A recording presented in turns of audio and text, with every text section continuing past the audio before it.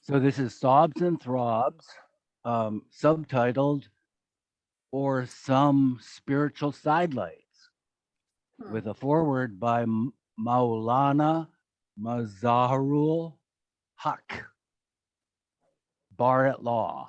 And it's by Abdul Karim Abdullah. So should I just throw my Ramjoo diaries out?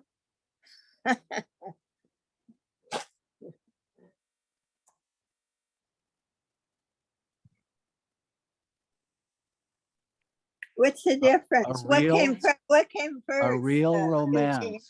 About the Meher Ashram Institute and the living miracles of Hazrat Kibia Meher Baba. What's the date? We're recording this, so let's just read and question. That's a simple question. When was it published? 1929. Dedication. The silent throbs of my heart in the shape of intellectual thrills dare me dedicate these flimsy fragments of my feeble feelings at the lotus feet of the Master. Forward. Never before in the recorded history of the world do we find any instance of an institution where little children have been publicly educated and trained in the secret lore of mysticism. The Meher Ashram near Ahmednagar in the Deccan possesses the unique distinction of being an institution of this type, where one can come across the spectacle of seeing little schoolboys being turned out as saintly children. It has been truly said that the present is the age of publicity, and that the deepest secrets of creation are being discovered every day and exposed to the view of mankind. In the material field, man has discovered electricity, wireless telegraphy, X-rays, photography, television, ether, and other forces, too numerous to be mentioned here. In the spiritual field, he has left the world of matter behind and has gone on to demonstrate the fact of survival and communication, and is gradually beginning to learn all about the next world and the conditions of our existence therein.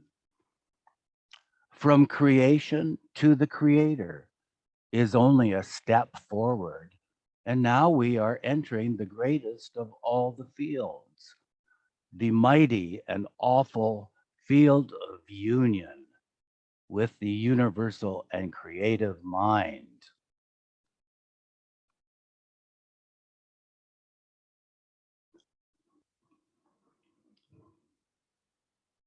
By this, I do not mean that mysticism is a new science, newly discovered for the benefit of humanity. No, it is as old as the cosmos itself. Since the dawn of history, every creed and denomination has had its saints and mystics, but the knowledge of the divine has been confined to single individuals and carefully kept hidden from the vulgar gaze of the masses. Now a knowledge of these occult forces also bids fair to become public property. This book is a prose poem wherein the divine love manifests itself in its deepest signification. A superficial reader will perhaps find in it nothing but the ordinary escapades of a naughty schoolboy. A dogmatic religionist will see in it only the subtle way of the devil and ascribe the story to black magic. But to appreciate the book fully, it is necessary to read it with the spiritual eye of a Sufi.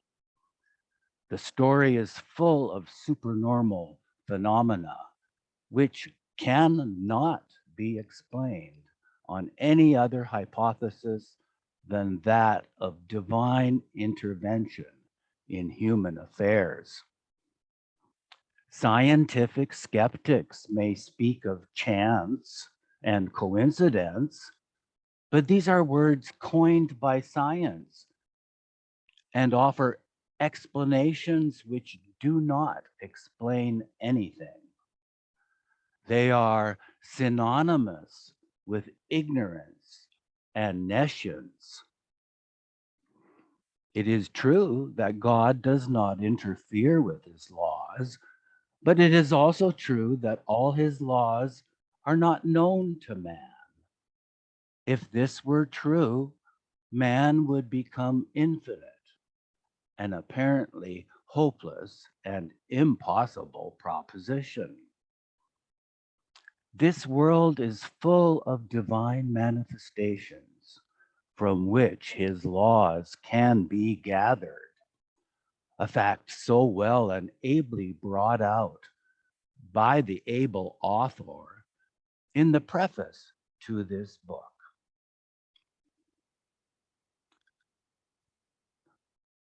Gloria, could you unmute and read, please?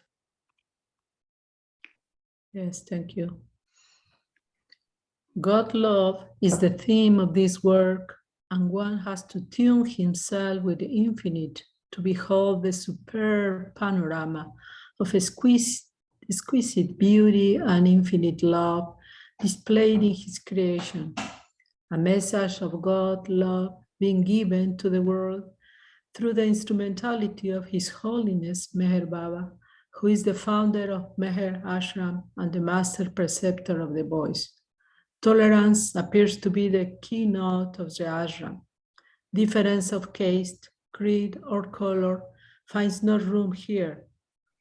Hindu, Muslim, and Parsi boys get equal treatment, and the Indian and Persian boys live like brothers. Even European boys are not forgotten. Mr. Irani was sent to Europe to bring some boys from there, but his mission did not succeed because of the materialistic atmosphere prevailing in that country. Sometime, another mission bound on a similar venture is sure to succeed. The book is well written and is sure to appeal to the reading public. I commend it to thoughtful readers. Ashijana, Mashaul Hake, 6-29.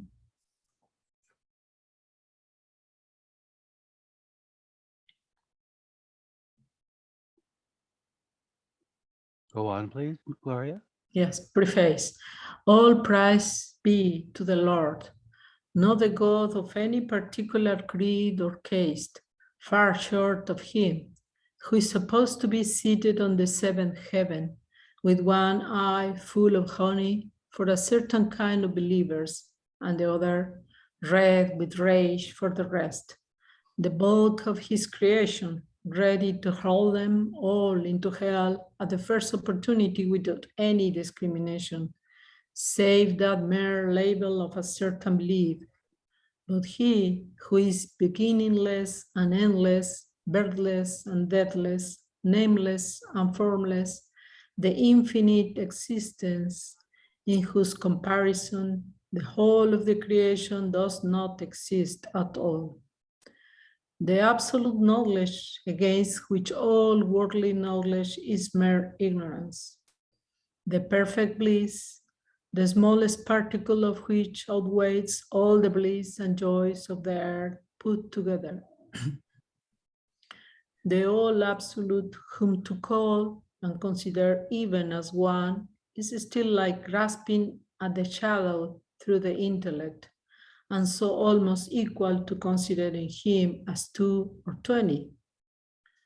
The beloved, that is millions and billions of miles more away from the domain of intellect and intelligence, of wit and wisdom, than the sun is from the earth, and yet, who is so near as to be nearer than very chord of life, ready to respond to the music of the heart. And my humble salutations to the prophet, the personification of all this prattle and prize.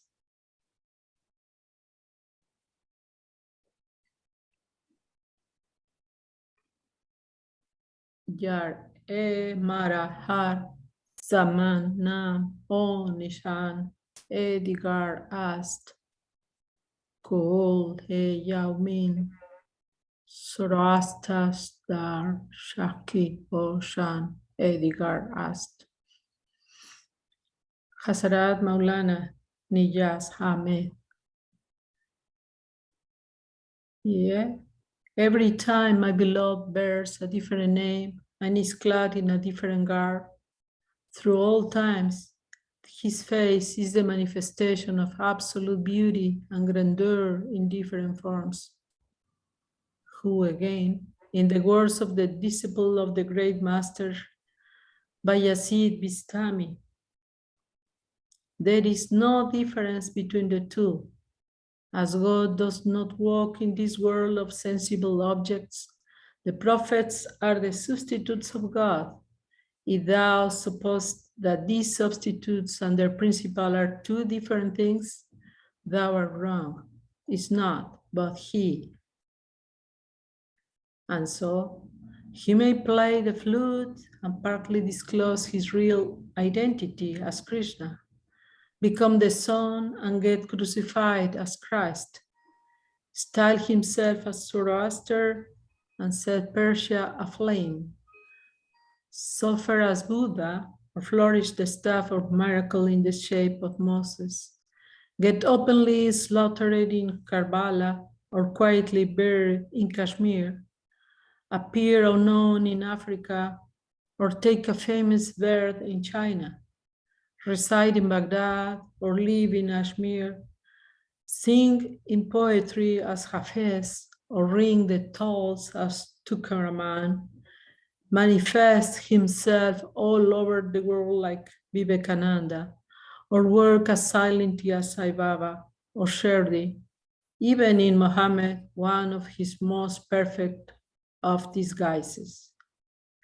He is not lost sight of by a heart that throbs with spiritual sobs, in spite of all these buried veils assumed suitable to the occasion and circumstances.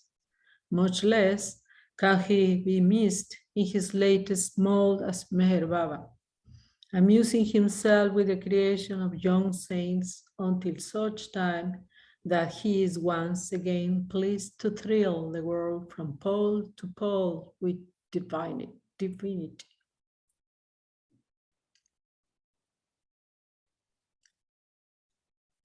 This homage is not only a Muslim formality. This homage is not only a Muslim formality. Rather, I cannot think of a better way of introducing the master, the keynote of the theme, to my reader, whose temporal qualities are but too well known to need a fresh narration. The less I say, the better, for my mere knowledge, while I would admit forthwith that I am as dry as a blotting paper where love is concerned. Then what made me gain the privilege of writing this word from Master? One day. Thank you, Gloria. Marian, could you unmute, please, and continue? Yes.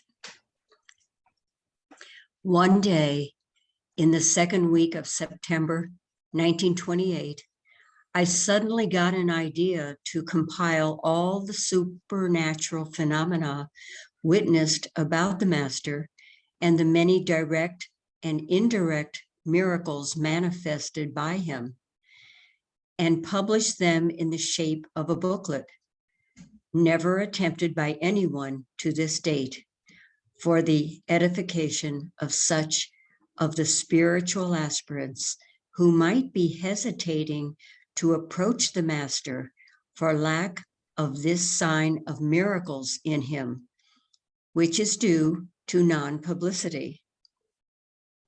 But I knew the Master would hardly give his consent to such a venture, since he holds miracles, however great, at a discount, and gives them no importance against the search for truth.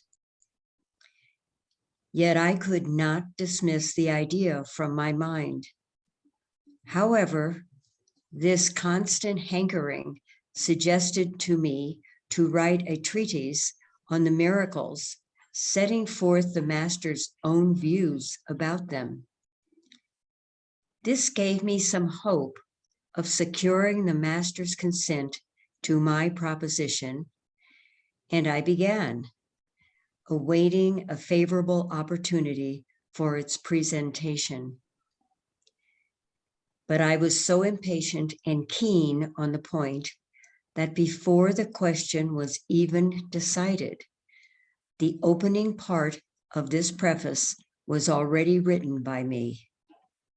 And lo, the Master gave me the opportunity that I was yearning for in the shape of a miracle itself.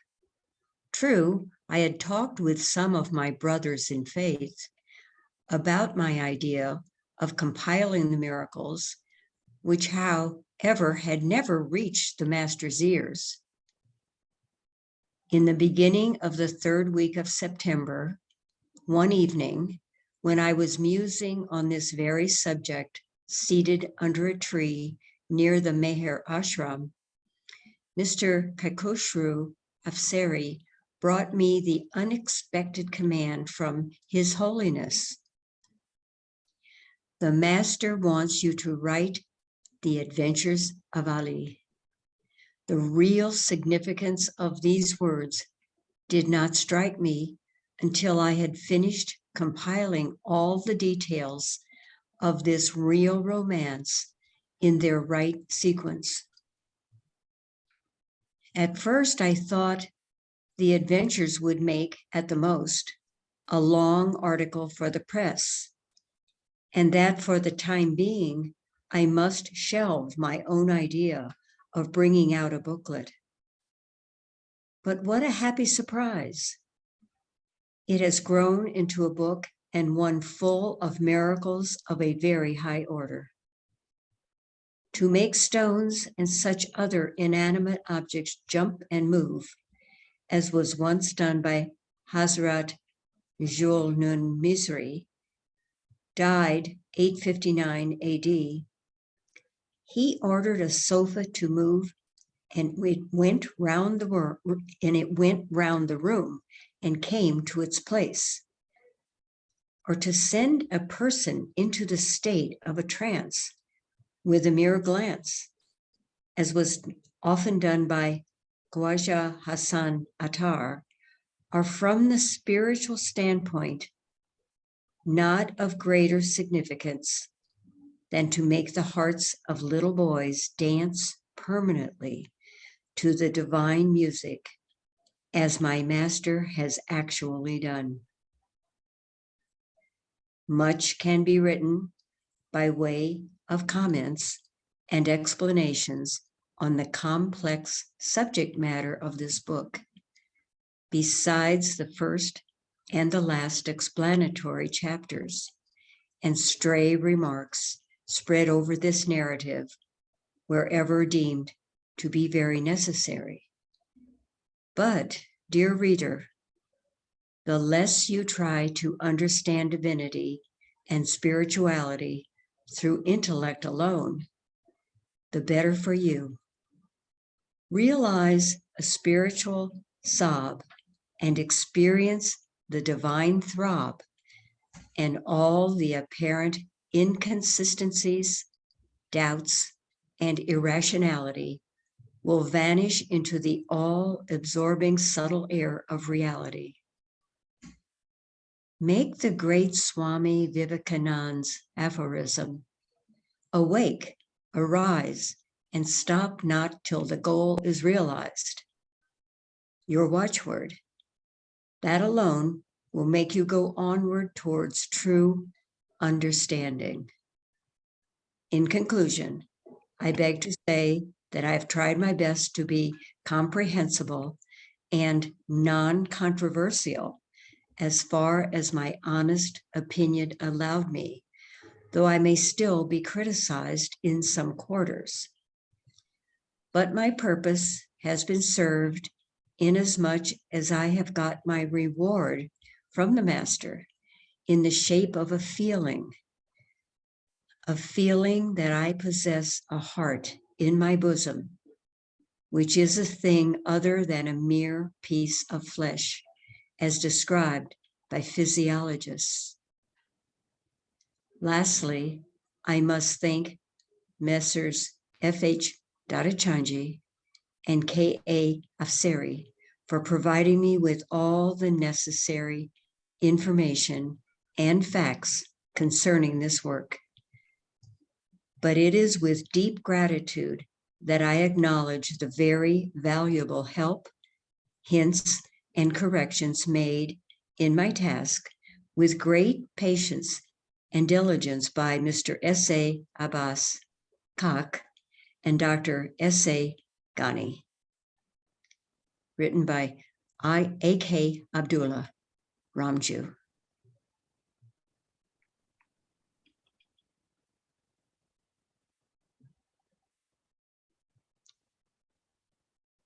Thanks, Marian.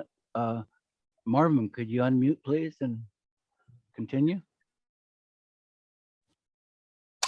The deep love that Ali, the illustrious disciple and one of the chief successors to the Prophet of Arabia, had for that great world teacher is a well-known fact, so much so that even a momentary separation during the former's novitiate was of great pain to the august pair. It was in reference to this love that my master, while discussing the question of the hero of this narrative, had once conveyed, I intend to make Ali the real Ali. But where there is a Christ, there is bound to be a Judas. And all the history of the divine attempts at purifying the individual souls from the imagination of matter, Maya has never taken it lightly. Whether in the shape of an individual like Ravana or Yazid, or as a community or society, or in the guise of false prejudices and fanaticisms, it has thwarted with a vengeance the efforts of masters in their noble mission. And for reasons best known to themselves, masters generally give a long rope to this Maya, which is also known as dunya, devil, or ignorance, by different peoples, different religions, and cults. In a part of the great universal game that is going on since the great grandfather ate the forbidden fruit, it is a part of the great universal game that is going on since the great grandfather ate the forbidden fruit, but here I am going wide of the mark. Really speaking, I am at sea as to where and how to begin this thrilling romance.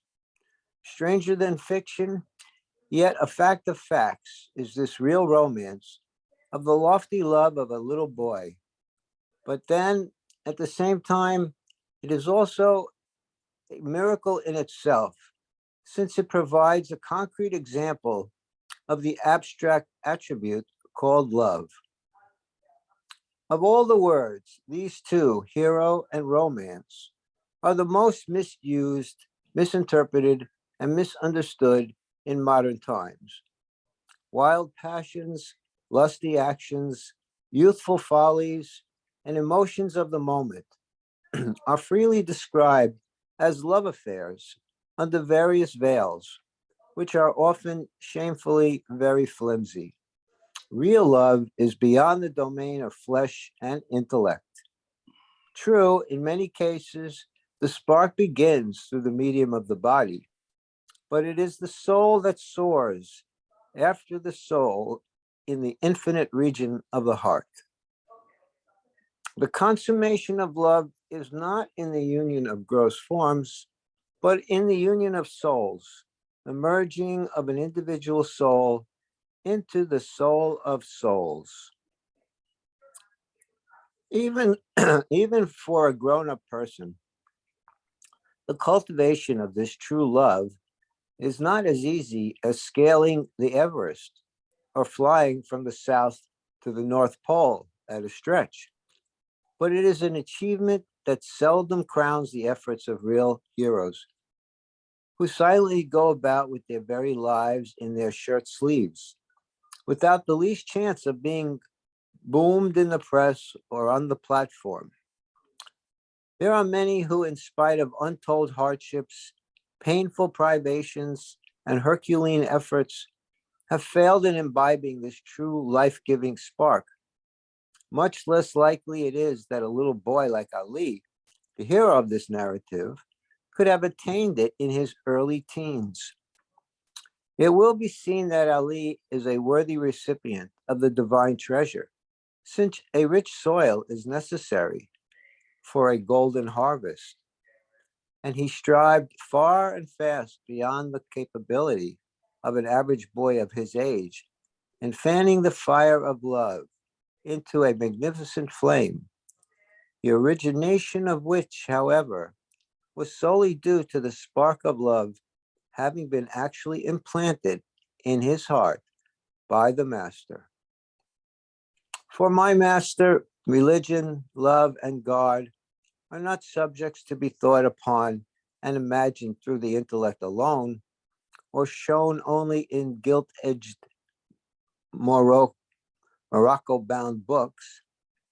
To him, they are tangible things which can be given to or made to be experienced and realized by one through intellect, inspiration, and knowledge, and can be felt as surely as the slash of a whip. The greatest proof of the possibility of actually experiencing, realizing, seeing, and knowing God are the words of the thousands of God-realized personalities that have been in the past and the few who exist at present, hidden or manifest, amongst many of the religions and communities of the world. Similarly, the existence of love is commonly known by the existence of uncommon lovers in history, legends, and mythology, and through stray cases like the present one that come into prominence in modern times. In fact, love, lovers, and the beloved are ever present on earth. It is the very foundation on which the creation itself is based. Prominence is a secondary question. I would like to sing on behalf of Ali with the master Urdu poet Dag. Mire havas ishq mi kaya kam the manstashar. Majnun ka naam ho gaya kismet ki bat hai. That is, it was merely a piece of luck that Majnun became famous, though my distraction in love was no less than his. The intricate problems of the human existence are as much entwined about the heart as enmeshed in the head. With the intellect, much can be understood, but love alone will unlock the mysteries of the heart. The language of love is hard to be interpreted through intellect, for all the fine arts, poetry, and beauty that it can imagine or create. Even all religions and philosophies fail to give satisfaction to a thirsty soul. Thank you, Marvin. Mahu, could you unmute, please? Continue. Yes. For this, But for this, where is the need of a master? And what is there left in the attainment of perfection, God realization, and self-experience? This could never be understood to fearless satisfaction through intellect alone. I say fearless because there are millions in every religion who strive their reasoning. And That's stifle. I'm sorry, yes. Okay, so I start again. I say fearless because there are millions in every religion who stifle their reasoning and think themselves satisfied with unsatisfactory explanations regarding their existence as conveyed to them by the so-called mullahs, dasturs, pandits, and priests for fear of being damned and dashed into hell, which exists and rightly exists in every religion in one shape or the other. Although I personally witnessed many of the Meher Ashram boys weeping and crying for days together without any earthly reason, and found them averse to eating, sleeping, and playing, I could not bring myself to believe that the youngsters had kindled the fire of love in their little hearts. That's divine love in their little hearts. Of divine love in their little hearts. But then I could not account for this rare phenomenon in any other way, since an impulse, an enthusiasm, or an emotion, however deep and strong, has never been heard to make little boys voluntarily abstain from food, sleep, and play, and that too for days together. It was late in the month of March 1928 that the master let out the secret. It is seldom that he explains all his actions, which are often very queer and extraordinary at the moment. But they are generally explained automatically in the course of time to his patient and sincere devotees and disciples. In the course of a discussion with the writer and some other disciples on Monday, the 19th of that month, His Holiness, who has been observing a complete silence for the last 3 years and a half, was pleased to convey by signs. Quote, "Some times ago, I had implanted a spark of love in the hearts of some of the boys, as well as in a few amongst the elder disciples, which makes you see this surprising result these days. With a mere touch or a look, saints can give indescribable thrills and novel experience to anyone they like. But these last for a certain period.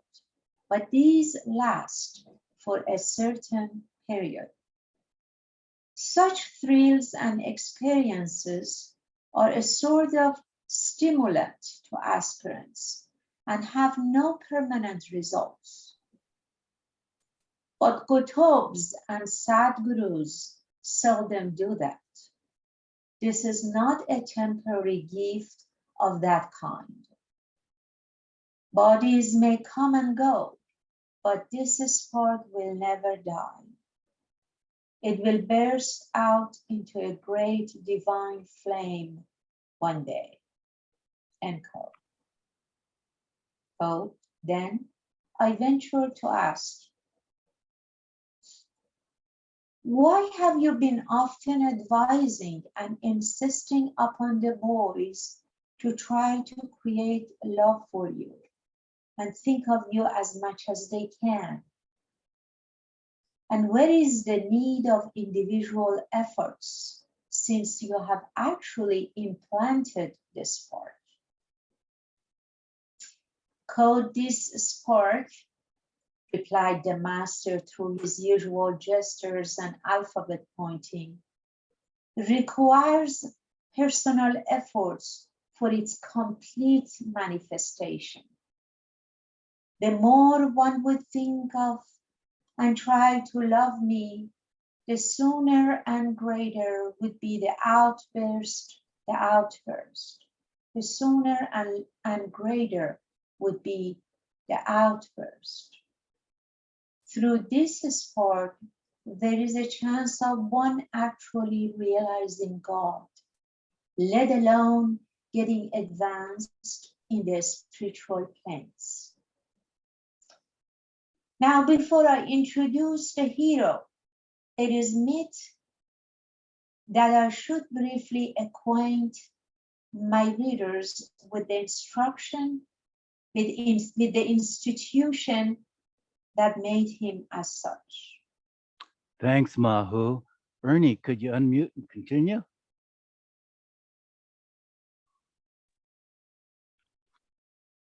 Chapter 2.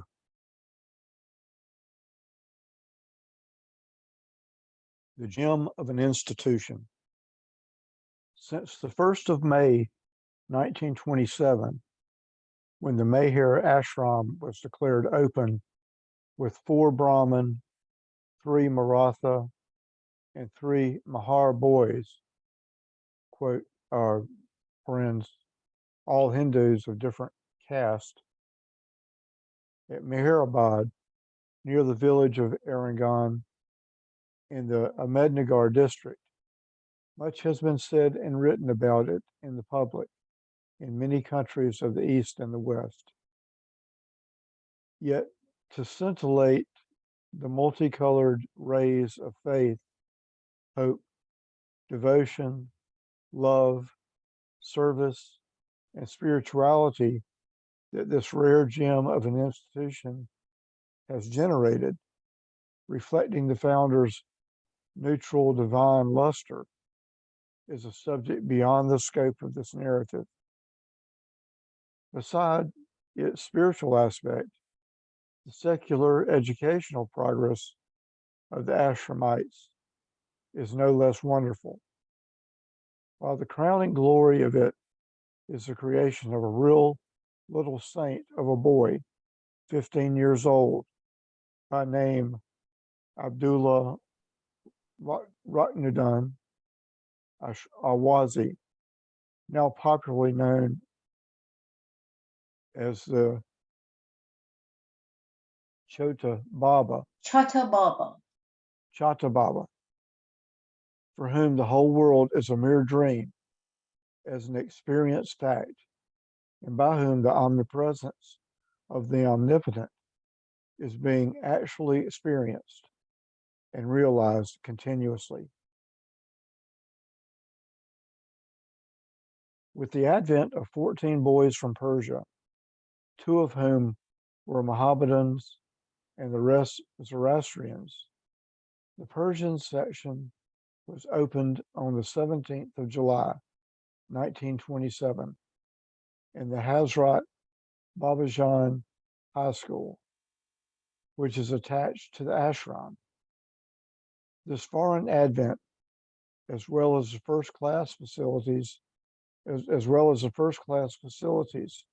of Persian teaching, caused quite a flutter amongst the local Mughal community, and gradually the number of Mughal boys in the ashram began to swell beyond expectations.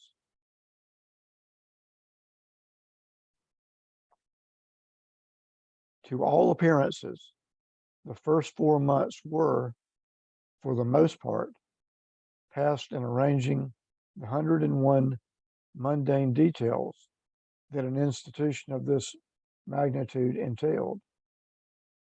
So far as an external manifestation of the master's internal workings for the ashram was concerned, the 1st of September, 1927, witnessed the first spark of spirituality. Spiritual classes were opened that evening, and since then the boys were begun to be explained the spirit, and since then the boys were begun to be explained the spirit of all religions, the lives of divine heroes in every nation, and discourses on divinity and spirituality itself were given by competent speakers under the personal instruction of the master for 1 hour every day. Within another month, the master seemed all engrossed in the ashram affairs and began to remain there for hours together, freely mixing with the boys to the extent of actually playing and at times eating with them. In November, quite a change came about in the atmosphere. Mysticism was rampant everywhere, though at the same time, the secular education of the boys was never overlooked or allowed to suffer in the least. On the 2nd of November, 1927, the master passed an extraordinary order. All the boys in the ashram were strictly forbidden to speak with anyone save amongst themselves or with the ashram authorities. Even the school teachers were instructed not to talk with the boys after the school hours. On the 10th of the same month, His Holiness left eating solid food and began to remain on tea or a little milk, which system he continued for nearly 5 months and a half.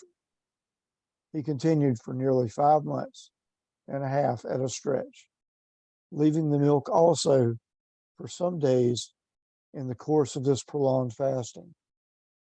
And a week after taking to this system, he began to convey to the boys every now and then, through stray hints and lengthy explanations, the importance of love, concentration, and meditation, and thus directly began to inspire the boys to divine aspiration.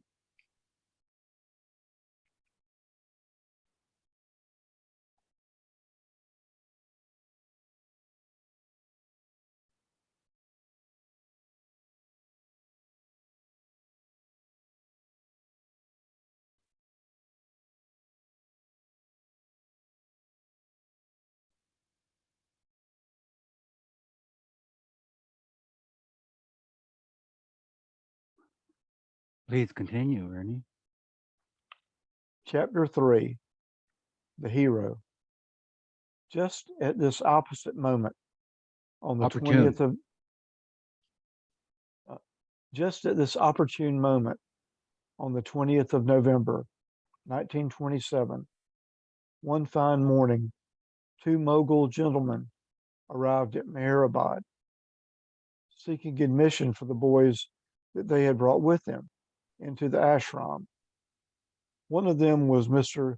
Saeed Haji Muhammad of Bombay, with his son, Saeed Ali, the hero, who barely looked to have seen more than 14 summers.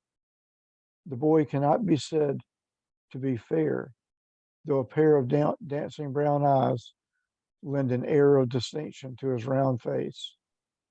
With a slightly flat nose, a broad mouth, and a prominent chin of determination.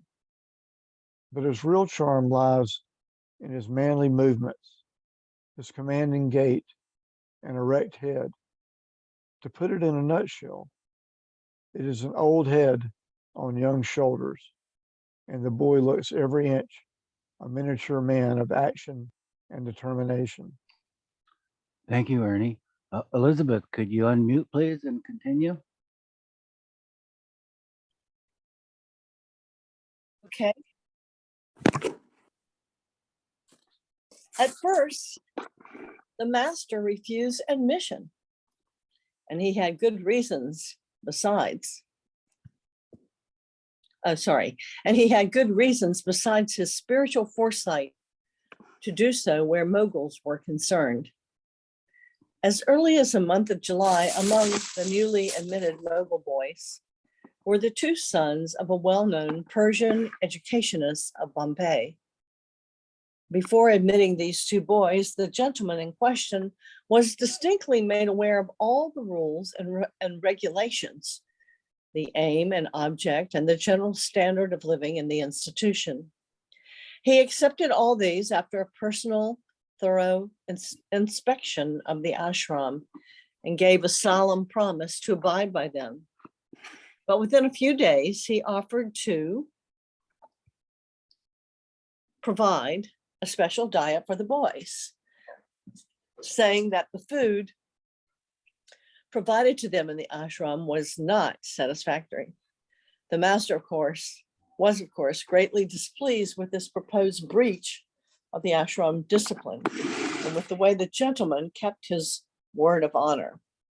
The boys were dismissed, and in the course of a remark, with a very accurate foresight, the master conveyed, quote, "These moguls are word breakers and not to be trusted," end quote. But Ali's father persisted in pleading for a reconsideration of the master's apparently arbitrary decision, which was twice repeated by the master with an equal persistence. In the course of this parley, the boy did not fail to show his mettle. As if drawn by a subtle magnet, he seemed very eager to be admitted and began to argue his own case and try to reply to the objections raised against his admission in very intelligent and clear-cut terms. An average boy of his age is bound to fight shy in the presence of elders and strangers, particularly if they happen to be the officers of an institution in which he seeks admission for education. This unusual pluck of the boy at once endeared him to one of the ashram officials, Mr. Kaikushru Aspandiar Afsari. In the third attempt for reconsideration before the master, Mr. Asfari personally intervened and pleaded for Ali's admission in a very touching way. If ever the master can be said to have a weakness, it is this: he is powerless against an appeal from the depths of the heart of his disciples. And Mr. Asfari succeeded where the very angels would have failed. Ali was accepted and forthwith admitted into the fold of the blessed, the Meher Ashram. Of course, his father was explicitly acquainted with all the relevant details of the institution, the possibilities in spiritual and secular knowledge of the boys, and the cosmopolitan life led by them. And he readily gave his consent in writing to all the rules of the ashram, including the one that the boy will not be allowed to leave the institution until the course is finished or within 5 years in the least, without the superintendent's permission, which may be withheld for any period within the above limit without assigning reasons whatsoever. The boy soon proved himself a noble character and pure-minded and as innocent as a lamb. His tendency towards spirituality and attraction towards the master were spontaneous. From the very outset, Ali was often seen sitting by the master whenever he could spare the time for doing so. He is not sentimental, but very sensitive. The slightest reproach has been found enough to bring tears to his otherwise laughing eyes. Another fine attribute of the hero is that he is not talkative. during the daily spiritual discourse. He had never haggled over details or caused an unnecessary interruption to the speaker, but displayed a remarkable power of picking up facts and spirit of the subject in his own way, sitting silently or looking here and there as if nothing really preoccupied. But his apparent silence and childish fidgeting did not mean absent-mindedness or disinterestedness. Whenever abruptly asked by the speaker to explain what he had heard in the course of the discourse, in 9 cases out of 10, the boy would give a remarkable account of all that he had heard, coupled with his own comments on the subject, distinctly and freely, or in the 10th case would say outright, "I did not understand."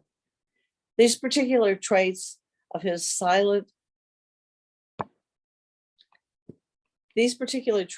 silence, restlessness, fidgeting, once made his class teacher cry out, "Ali, you don't seem to follow me. What did I say now?" And lo, the boy rattled out the whole passage that the teacher had just quoted almost word for word. Because of this very good memory, Ali seldom had to cram. He generally remembers facts and meanings by hearing and reading them once or twice.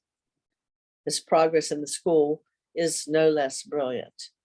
The day following his admission to the ashram, he was examined by the school authorities thoroughly before being put into the 5th Persian and 1st English standard of the school. Within 1 month, Ali began to read the well-known Persian work Gulistan with graceful ease and had to be promoted to the 2nd English standard. So good was his progress in this foreign language too. At the time of writing this, Ali was in the 4th English and had completed his Persian course. Of all his virtues, explicit obedience seems to be his watchword. Twice he has been reported having wept, simply because some boys would not obey the master properly.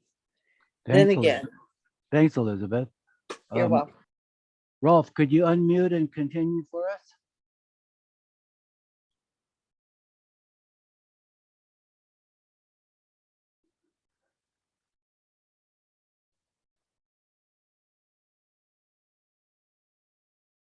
Rolf must not be at his machine. So I'll take another little bit. Then again, Ali is very outspoken. Later on, when his little heart had begun to throb with divine love, he used at times to become quite a dunce in the class, but would never try to make a secret of it, and admitted the fact frankly before his class teachers, adding one of his pet phrases, "Oh God, what can I do?